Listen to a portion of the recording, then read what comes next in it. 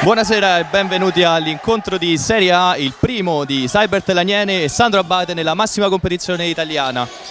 Adesso va Zanchetta, il tiro potentissimo.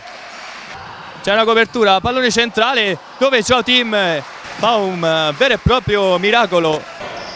Del Ferraro, ancora uno scambio, Jorginho quasi con la nuca, riesce a cercare Taloni, il tiro, la parata di Moliterno. Jorginho però supera con un bel dribbling e trova la rete dell'1-0, la firma è di Jorginho. Chiama lo schema Sana, ma il tiro e c'è la traversa di Medici da un passo.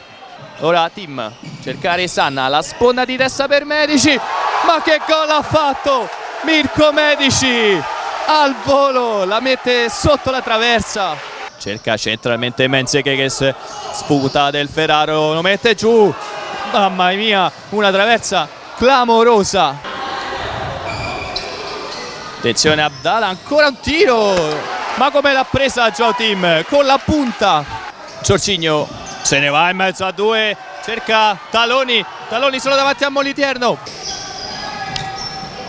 Jorginho prolunga, attenzione perché Joao Tim era uscito ed è così, Fantecele sfrutta al meglio questa incomprensione.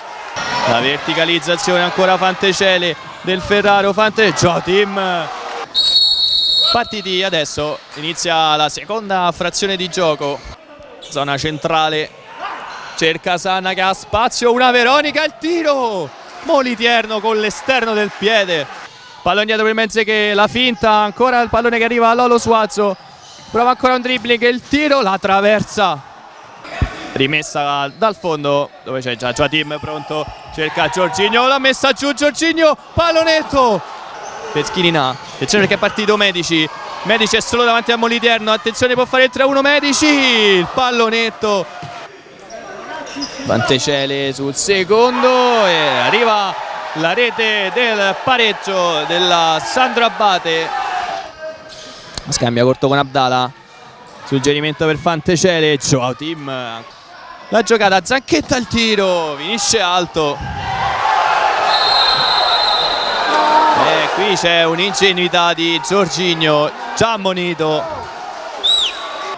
Fantecele a spazio, attenzione perché arriva Lollo Suazo, superato il tiro e arriva la rete del 3-2 del Sandro Abate.